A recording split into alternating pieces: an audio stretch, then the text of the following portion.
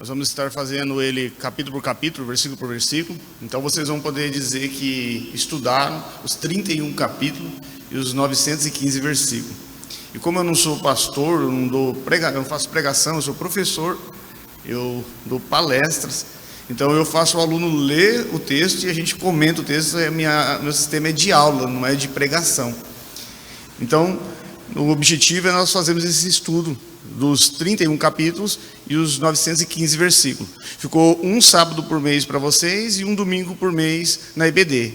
Então hoje eu faço a pediatria, amanhã eu faço a geriatria. Então ficou dividido assim. Muito bem. Gostaria de, antes de começar, pedir a oração pelo o terceiro livro, o pessoal que já todos conhecem o meu segundo livro. E se o Shaddai assim permitir, eu fechei o contrato, no máximo em 3 meses está aí o terceiro livro. Mas esteja orando aí para que tudo dê certo. Muito bem. Rapidamente, nós estamos no capítulo 3. Eu estou tentando fazer 2 capítulos por vez. Não dá sempre, por quê? Porque os livros de provérbios, nem todo capítulo é o mesmo tamanho. Tem capítulo que tem mais de 20 versículos, 30, outros têm 6 versículos. Então nós vamos tentar fazer 2 capítulos por vez, mas alguns capítulos lá na frente vai ser capítulos muito longos. E o capítulo 31, que é o último capítulo, é um capítulo focado mais para a mulher, que mexe muito com a parte da intimidade da mulher. Então minha esposa estará fazendo o capítulo 31, fechando o curso.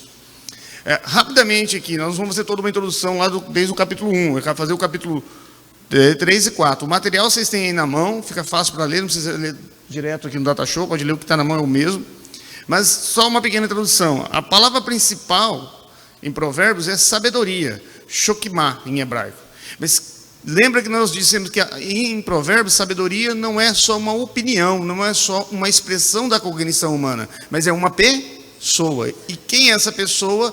Nos é dito, Provérbios capítulo 8, verso 12. Eu, uma pessoa, a sabedoria, moro junto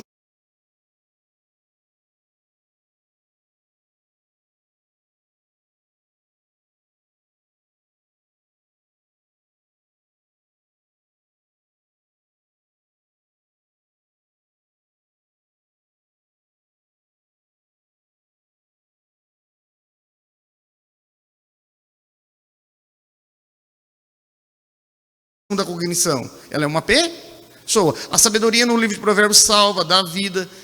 Então, se eu estou lendo o livro de Provérbios e eu não entendi que a sabedoria no livro de Provérbios é o próprio Senhor Jesus, eu posso ler ela 20 vezes, eu não vou entender. Eu não vou entender. Como é que sabedoria salva? Por que a sabedoria no livro de Provérbios vai para uma praça e grita e chama?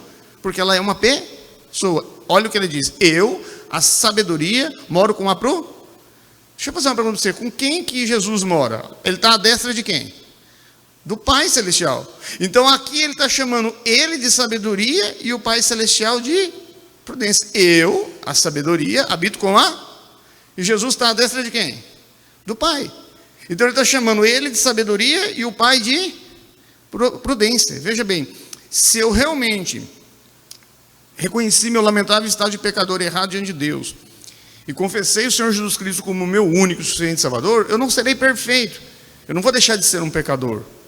Mas eu vou procurar andar dentro da sabedoria e prudência. Porque a sabedoria é o Messias e a prudência é o Pai Celestial. E se eu tenho o Filho, eu tenho o Pai. Eu, a sabedoria, habito ao lado da prudência. O Filho ao lado do Pai. Ele está dizendo, olha, o Messias está dizendo...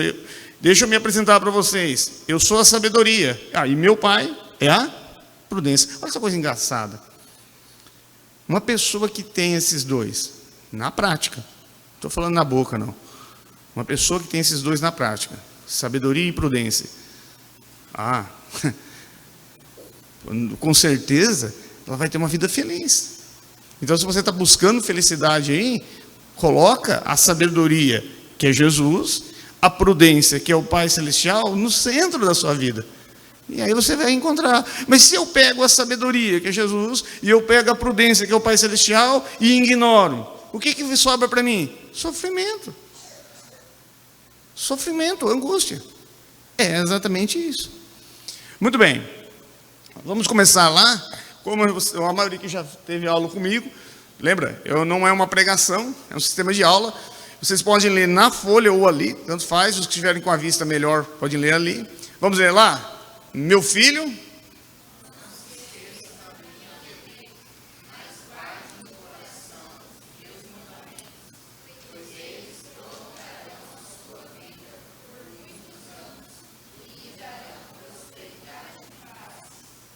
Muito bem.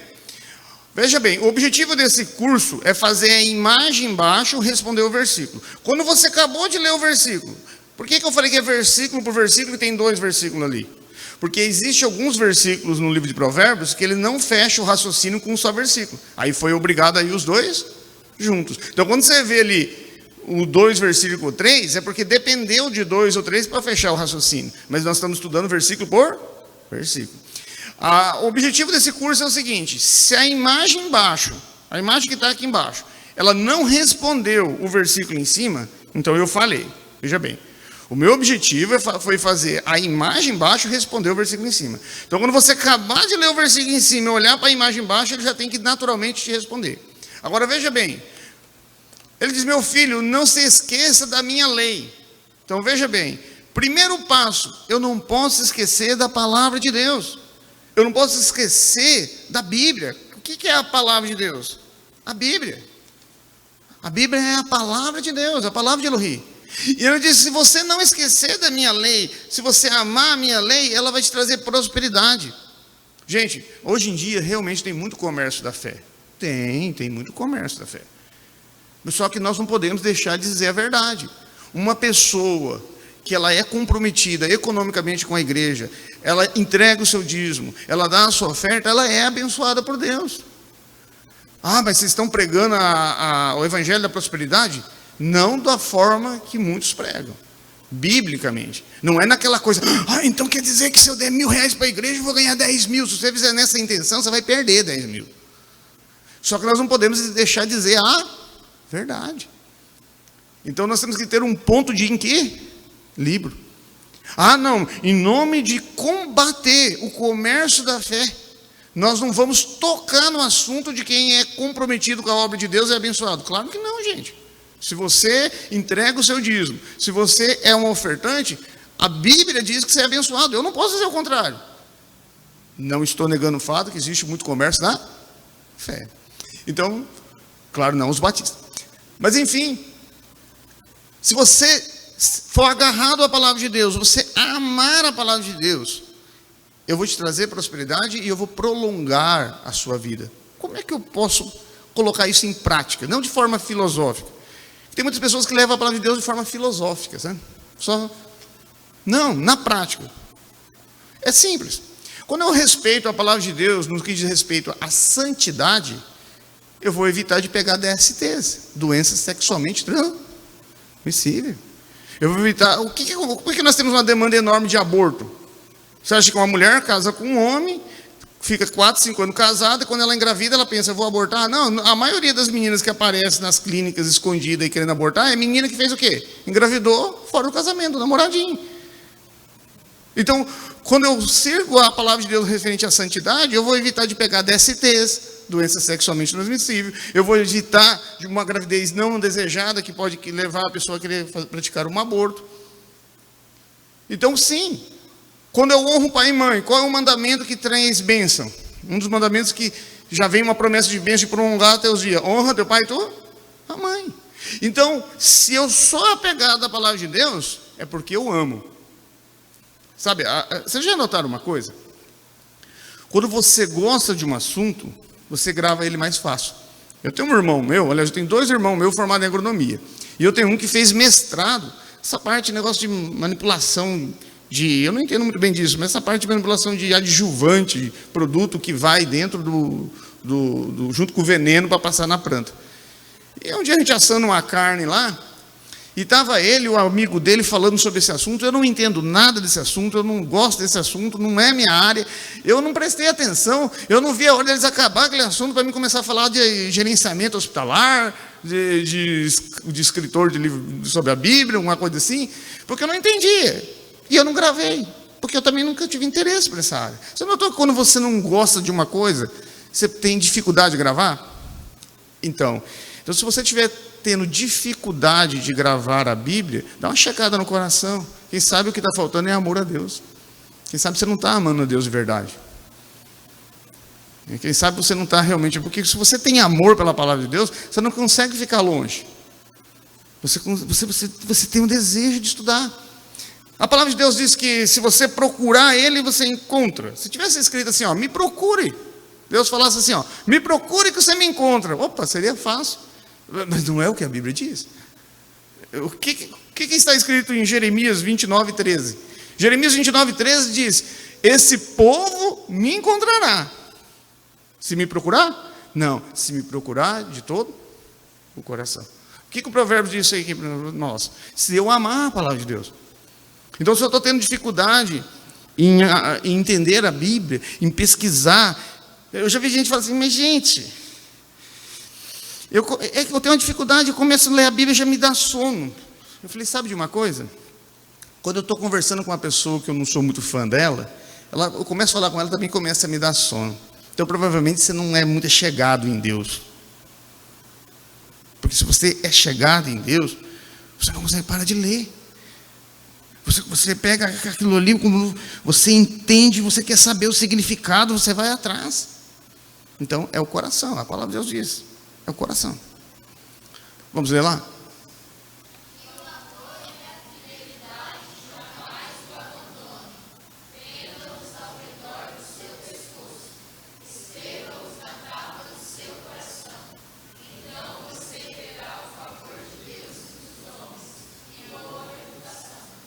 Então, olha, a imagem embaixo vai responder o versículo em cima. Primeiro, que o amor e a fidelidade jamais o abandone.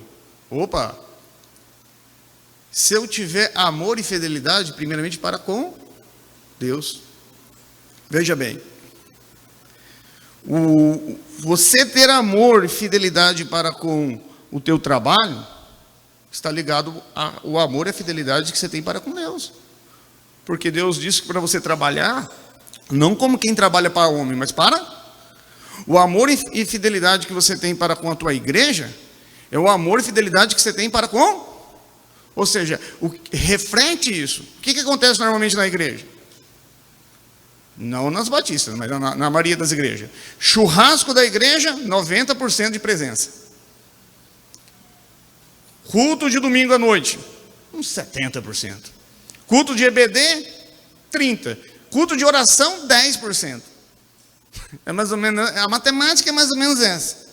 Então ele diz, olha, primeiramente, se você tiver amor e fidelidade por Deus, se você for fidedigno a Deus, isso vai refletir na sua vida profissional, isso vai refletir na sua vida como você é um irmão na igreja, isso vai refletir na sua vida conjugal com a sua esposa, vai refletir em tudo.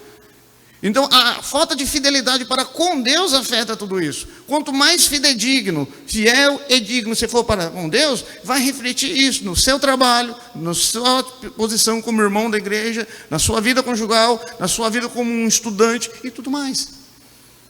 E ele diz, e aí se você for fiel e digno para com Deus, isso vai refletir em todos esses aspectos que estamos tratando aqui, e consequentemente, você terá aprovação. Você terá boa fama. Ele está dizendo, olha, a tua boa fama depende de você. O que o homem plantar, isso, tome a água da sua própria cisterna. Ou seja, sabe de quem depende a sua boa reputação? De você. Então Deus está dizendo, olha, se você for fiel e digno para comigo, você vai ser fiel e digno nas outras áreas da sua vida. E consequentemente você terá uma boa reputação. E você tem que prender essa fidelidade, esse amor no seu pescoço, como alguém que coloca uma joia no pescoço. Ou seja, o que acontece? Obrigado. Quando uma mulher, ela vai se enfeitar lá para o casamento, eu falo que o homem para casamento é a coisa mais prática, né? Quando eu vou ser padrinho de casamento, eu faço 3 coisas. Eu tomo um banho, porque normalmente o casamento é no sábado, né? Facilita. Eu faço a barba, que a minha mulher fica brava, porque ela quer que eu faça a barba no barbeiro. Eu falo, não vou gastar, não. Eu faço em casa, fica uns fios sobrando, assim, tá bom. E coloco lá meu blazer, lá dou uma batida na poeira do blazer e coloco o blazer, mais nada. O que a mulher faz? Afia as garras, né? Pinta cabelo, graxa para cá, arruma para lá. entra no carro, brigando com você. É assim, abra a porta porque eu não quero estragar meu esmalte. Você tem que sair e fechar a porta. Porque se estragar o esmalte, nem a bolsa abre. Abre a bolsa para mim aí, abre a bolsa. Esses dias minha mulher falou, abre a bolsa aí e pega um negócio para mim aí. Como é que você acha uma coisa na bolsa de mulher, pelo amor de Deus? E eu estou ali procurando, você não encontra nada, eu vou acabar com meu esmalte aqui. E eu, ai meu Deus, me salve nesse momento de agonia. E graças a Deus, por intervenção divina, eu achei o que ela queria lá, porque eu ia apanhar naquele carro. E isso indo para o casamento. Muito bem. Mas o que nós temos que ter em mente é justamente isso. Ou seja, se eu sou fiel e digno a Deus, as outras coisas vêm. Então, como é que eu faço? Eu tenho que ficar focado ali. Eu quero ser fiel e digno ao meu trabalho. Eu quero ser fiel e digno da minha igreja. Eu quero ser fiel e digno da minha família. Foque em Deus. E tudo isso será? E ele dizia, aí você terá boa fama. Então veja bem, a boa fama está, Deus jogou essa responsabilidade nas nossas costas, depende de nós. Muito bem. Vamos ler lá?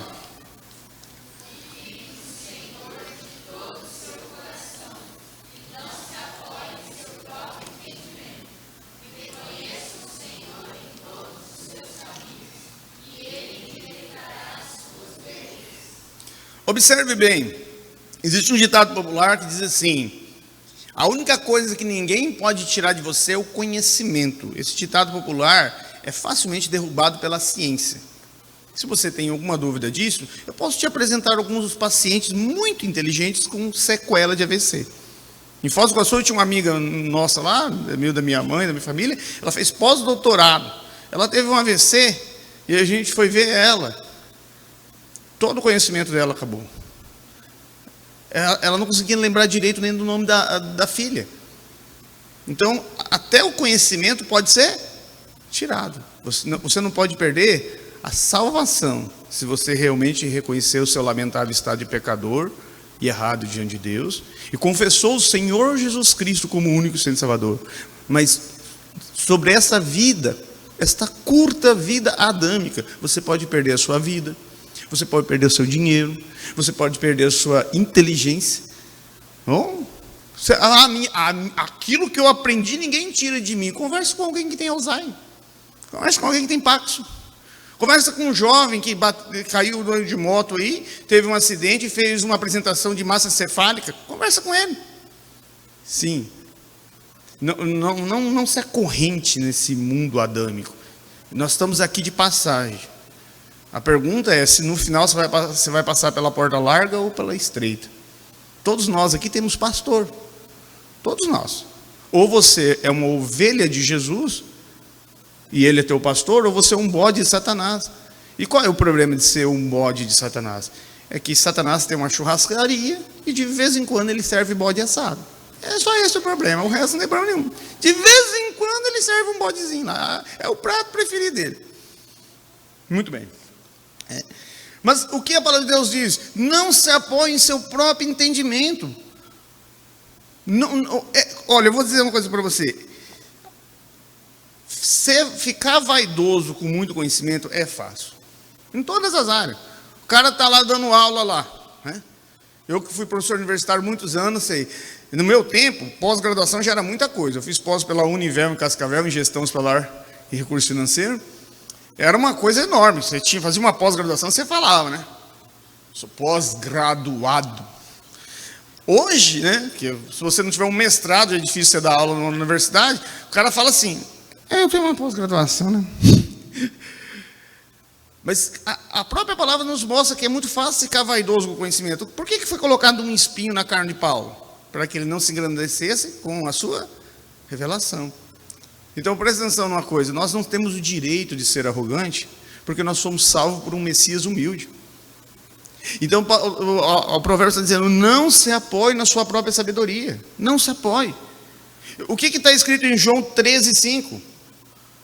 O Jesus disse, sem mim, João 13,5, sem mim, nada podeis fazer. Eu lembro um dia que a minha esposa foi dar aula na IBD, E ela passou o sábado a tarde toda revisando os slides, olhando, analisando. Ela falou: amor, eu tenho um medo muito grande de Deus me livre de ensinar qualquer coisa errada da palavra de Deus. Vejo que ela carrega um amor muito grande pela palavra. Só que quando no outro dia cedo, que a gente levantou antes de vir para ela dar aula, nós oramos, e o que nós dissemos para Deus? Falei: Senhor, nós não confiamos no slide, nós não confiamos nos versículos, no nosso conhecimento que a gente leu, no nosso conhecimento bíblico, nós confiamos no Senhor. No Senhor. O Senhor nos capacita. Então, jamais coloque a sua confiança em si mesmo. Nós temos que confiar em Deus. Hoje nós temos um problema do ego, né? Muito aflorido, demais. Eu vi uma reportagem esses dias de crianças na Europa que estão entrando em depressão porque os pais querem criar mini-deuses. Não, você tem que ser o melhor da escola. Você tem que tirar nota 10 em todas as matérias. Você não pode tirar uma nota vermelha. Você tem que ser o mais bonito, o mais forte, o mais. Vai pressionando. O ego do menino fica desse tamanho. E o que acontece quando ele não consegue alimentar aquele ego? Ele cai em depressão. Uma depressão. É igual em São João de Ivaí, abriu um concurso de beleza lá, quando foi inaugurar o Teatro de São João. Me chegou uma senhora lá com a mocinha lá, com a filha, que ela queria que a filha desfilasse. A moça falou: moça, eu não tenho perfil para desfilar, você está vendo as loiras, morenas, a altura das meninas, olha como é que ela vai desfilar. Não, minha filha vai desfilar assim, mas não tem como. Ou seja, a mãe não conseguia entender aquilo. Por quê? Endeusou. E nós temos que tomar cuidado com isso. Não se apoie no seu próprio entendimento, na sua própria vaidade, no seu próprio orgulho. Vamos ver lá?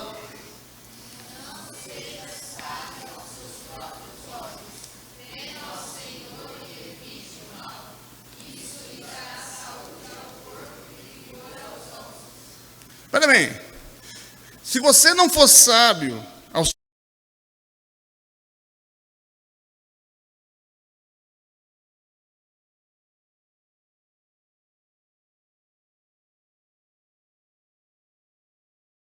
humilde, muito pobre, arrogante. Humildade não é você ser pobre. Eu conheço rico aí que é humilde. Tem pobre aí que anda com o narizinho, pega o salário do mês inteiro para comprar uma calça de marca só para desfilar. Aí você passa um rico lá com a calça velha andando com carro bom. Então, não é isso. Humildade que ele está falando aqui é o pensar de si mesmo, não pensar que você é melhor que o outro, mais santo que o outro, mais reto que o outro, que sabe mais que o outro, a arrogância. E ele diz que se você trazer essa humildade, isso vai ser o quê? Isso vai ser uma medicina, isso vai ser saúde para o seu corpo. Como isso pode ser? Na prática. Na prática, isso acontece porque a parte psicoemocional não está separado do biológico, ou seja, o psicoemocional teu está diretamente ligado ao biológico. Você pode ver, quando você tem muito estresse, você tem dor muscular, queimação no estômago, a mulher entra no período menstrual, né? TPM, você tem que mudar de casa naquele período, o cara é casado, vai para outra casa, espera passar, claro, aluga uma casa longe lá, espera passar, depois você volta. Porque o biológico está ligado com o psicológico. Então, se você não for uma pessoa que sofre de complexo de inferioridade, porque Deus não quer que você ande assim com a cabeça baixa, né? Mas também não for uma pessoa egocêntrica, se você for uma pessoa temperada, você não vai pensar de você mais do que você é. Você vai entender quem você é na sociedade, quem você é na sua família, quem é a sua posição na igreja, quem você realmente é. Você não vai fazer igual aquela mãe, pegou a menina lá que não tinha nenhum perfil para modelo e queria que ela desfilasse e ganhasse o concurso. Não, você vai entender e aceitar quem você é, e ser feliz com aquilo que você é. E isso vai ser medicina no seu corpo. Lembrando que em Tiago, capítulo 4, verso 6, ele diz claro, objetivamente, fazendo uma citação de Provérbios 3, 34. Deus abençoa ou dá glória ao humilde, mas resiste ao soberbo. Ou seja, se você demonstrar soberba, Deus vai resistir a você. Vamos ler lá?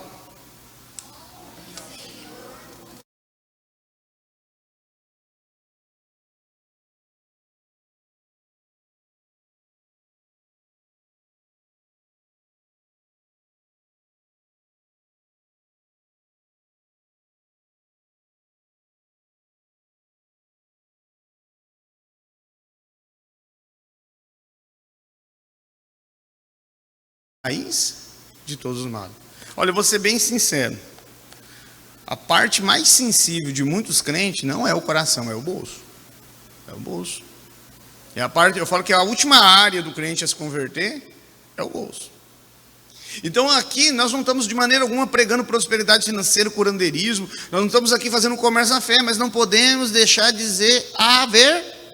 Ele está dizendo, olha, se você tiver um compromisso financeiro com a igreja, de manter a obra de Deus, eu vou encher os seus celeiros, mas você tem que trazer os primeiros frutos. O que é esse sentido dos primeiros frutos? Não vamos explicar agora, mas nas 7 festas judaicas, Páscoa, Palmares, Primícia, Pentecostes, Trombeto, Kippur, Tabernáculo, na quarta festa é a festa da colheita, mas uma festa antes, a terceira festa, Ben Curium, a festa dos primeiros frutos, o judeu trazia o primeiro fruto, era movido diante do sacerdote, eles faziam abraçar uma bênção, e aquela agricultura, aquele produto era abençoado, e Deus abençoava a colheita dele. Mas porque ele trouxe o melhor, os primeiros frutos é o melhor, não é para você dar o resto. O que sobrar do meu tempo eu dou para Deus. Eu não estou falando só de dinheiro, não, o resto. Né? O que sobrar do meu tempo.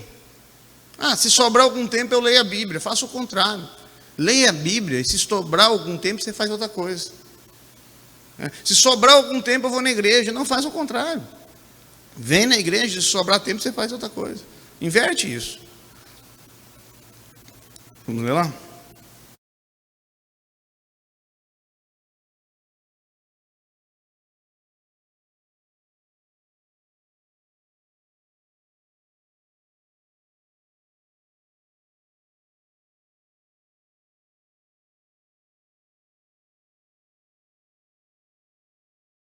Verso 11 diz que toda disciplina no início não parece ser boa, mas no final, e aqui está um problema sério da sociedade global. Se a gente entender esse texto, a gente fica arrepiado. A falta de disciplina. Disciplina.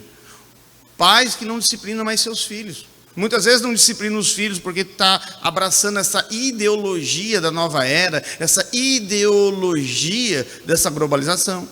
Às vezes não disciplina os filhos porque não tem moral mesmo para disciplinar. Às vezes não disciplina o filho porque endeusa o filho vira um rei. Vira um rei. Esses dias atrás, conversando com um irmão lá, ele estava falando, ele acompanha casos de casal, falou, teve um casal lá que o filho dominou tanto, que o filho está grande já lá, o menino dorme na cama com a mãe e o pai dorme no outro quarto, porque ele já não consegue mais tirar. Dominou. Eles fazem final de semana não o que eles querem, o que o filho programou. É o filho que mandou na casa. E filho é assim, eu não tenho filho, mas eu tenho cachorro. E o cachorro, quanto mais liberdade você dá para ele, mais ele quer. Quem tem cachorro aí, sabe, né? Deixa o cachorro pegar e entrar na cozinha. Beleza. Daqui a pouco ele pula no sofá, daqui a pouco ele pula na tua cama. O filho, veja bem, quem dá limite para o teu filho é você. É você. Mas a Bíblia diz que Deus disciplina o quanto Ele ama. Você acha que um pai levanta cedo e fala assim, que bom, hein? Ontem minha filha, meu filho fez uma coisa errada, minha mulher contou para mim, hoje eu posso dar uma disciplinada nele. Não!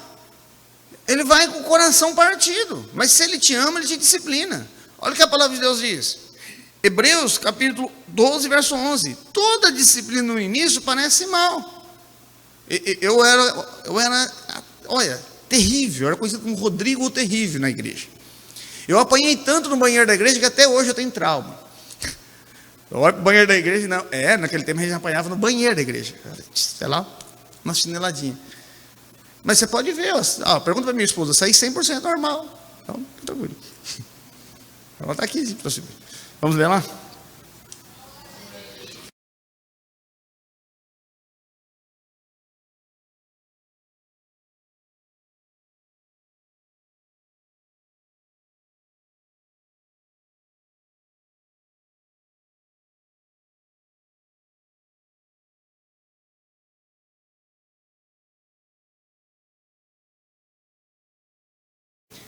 Essa palavra de Deus, ela se aplica no mundo físico e espiritual. Vamos aplicar primeiro no mundo físico. Alguns aqui já são pais, né? Você quer deixar mais herança para o teu filho? Dinheiro? ou você quer deixar mais inteligência? Eu conheço pais que deixou fazenda para os filhos, que depois que ele morreu, 2 anos depois, perdeu essa fazenda num divórcio. Então o que adiantou? O pai deixou uma fazenda para o filho, 2 anos depois ele divorciou da mulher, perdeu a fazenda. O que adiantou a fazenda? Então vamos olhar isso para o mundo físico. Você é um pai, você quer deixar mais terreno, casa para o teu filho, ou você quer deixar ele mais inteligente, capaz de tomar a decisão? Então deixe menos patrimônio para ele, mas deixe mais sabedoria. Agora vamos aplicar isso no mundo espiritual. A grande vantagem da herança espiritual é que ela é um pouco diferente da herança física. A herança física é o seguinte: quando você morre, o teu filho herda. Mas a herança espiritual não, ela é imediata. A herança espiritual, por exemplo, quando o teu pai traz você para a igreja, ele está transmitindo a herança espiritual. Quando ele ora com você na sua casa, a sua mãe, quando ele ensina a Bíblia para você, ele está transmitindo herança espiritual, é imediato. A herança espiritual é algo que a gente vai passando. E hoje eu vejo muitos pais preocupados em deixar lá um laptop novo para o filho, deixar lá um carro melhor, deixar uma coisa melhor, e esquece da herança espiritual. Nós temos que nos preocupar com a herança